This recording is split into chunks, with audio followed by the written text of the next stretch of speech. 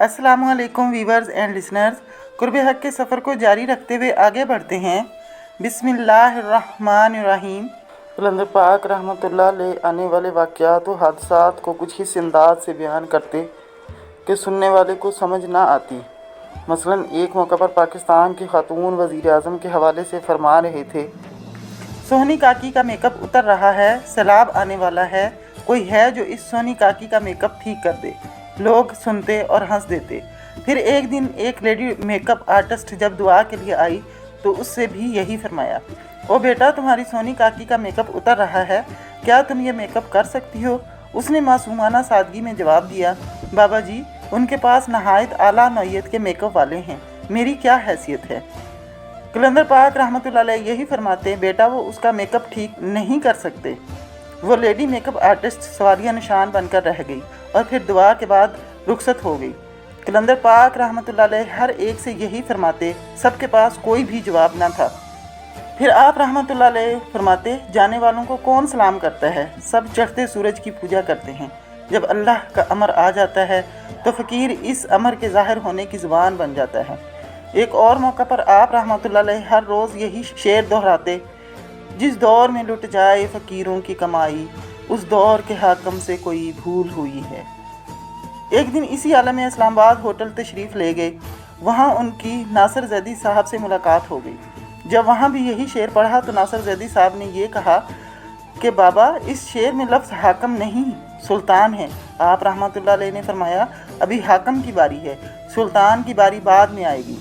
लोग आप रहमतुल्लाह अलैह का इस्तारा समझने से कासर रहते। दर हकीकत लोग आप रहमतुल्लाह अलैह से मुल्की हालात के मामलात पर ज़रूर इस्तफ़ार करते, अपने मामलात पर भी पूछते, जैसे वो कोई नजूमी हों या इल्म अल आदात के माहिर हों।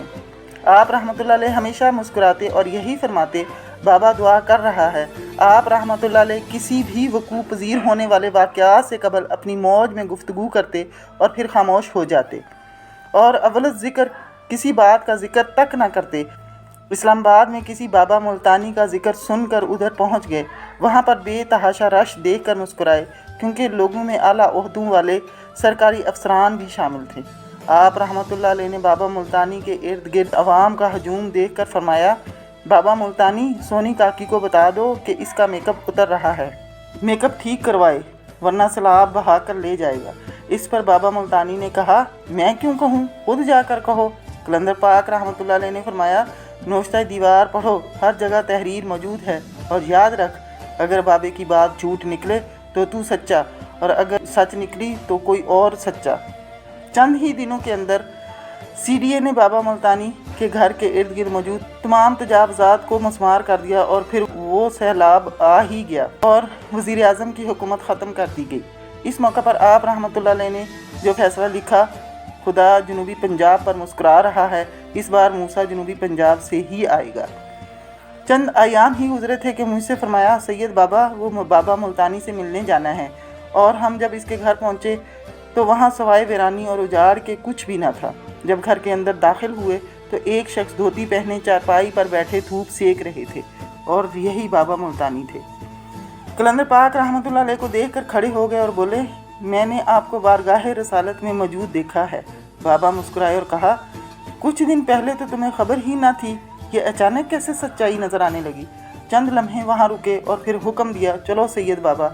आप रहमतुल्लाह अलैह यही फरमाते, जिसके पास फैज़ हो बाबा इसको ज़रूर देखने जाता है कि आया फैज़ का गलत इस्तेमाल तो नहीं हो रहा, और अगर ऐसा हो तो बाबा फैज़ को सलब कर लेता है, सलब कर लेता है, सलब कर लेता है। और ऐसे अनगिनत वाक़यात मौजूद हैं जहां आप रहमतुल्लाह अलैह तशरीफ़ ले जाते। एक दफ़ा किसी ने कहा, बाबा जी इधर जिनाह सुपरमार्केट के पीछे एक मजज़ूब बैठा है और इसके इर्द गिर्द बहुत मखलूक इकट्ठी रहती है। सख्त गर्मियों के दिन थे। कलंदर पाक रहमतुल्लाह अलैह ने मुझे भी साथ लिया और वहाँ पहुँचे। क्या देखता हूँ कि लोगों का रश है, गाय बैल बकरी बंदर भी वहाँ लोगों ने बांध रखे हैं और मजज़ूब साहब खुद गर्मा के बीज कूटने पर लगे हुए हैं और जो भी करीब आता है उसे भी इसी काम पर लगा रखा हुआ है। कलंदर पाक रहमतुल्लाह अलैह ने पहले आराम से आवाज़ दी, फिर एकदम जलाल से चलाई तो वो मजज़ूब उठा और आप रहमतुल्लाह अलैह के कदमों में गिर गया।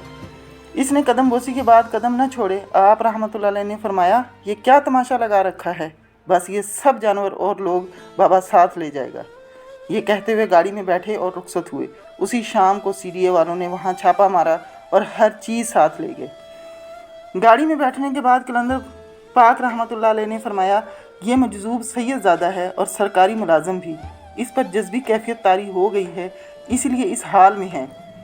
कुछ दिन ही गुजरे थे कि हम पेशावर जाने लगे तो आप रहमतुल्लाह अलैह ने फरमाया, सैयद बाबा वो सैयद को मिलना है। हम उसी मुकर्ररा जगह पर पहुँचे तो वहाँ हू का आलम था। इसी खुली जगह पर एक कोने में मुझे एक चादर तनी हुई नज़र आई। बाबा ने फरमाया, सैयद बाबा उसे लेकर आओ। मैं जब करीब गया तो क्या देखता हूँ, वो सैयद साहब लेटे हुए हैं और एक मुरीद उनके पाँव दबा रहा है। मैंने अर्ज़ की कि जनाब उठिए, आपकी पोस्टिंग के लिए तलबी हुई है। वो मजजूब सैयद तो बिजली की लपक की तरह उठे और मेरे से आगे चल दिए। उन्होंने जाते ही कलंदर पाक रहमतुल्लाह अलैह की कदम बोसी फरमाई। कलंदर पाक रहमतुल्लाह अलैह ने फरमाया, चकवाल जाओ, चकवाल जाओ, चकवाल जाओ। ये कहते कहते गाड़ी में बैठ गए। सैयद साहब ने मेरी तरफ देखा और इशारे से जैसे खाने की बात की हो। मैंने जेब में से कुछ रुपए इनकी नज़र की और कलंदर पाक रहमतुल्लाह अलैह के हमरा रवाना हुआ।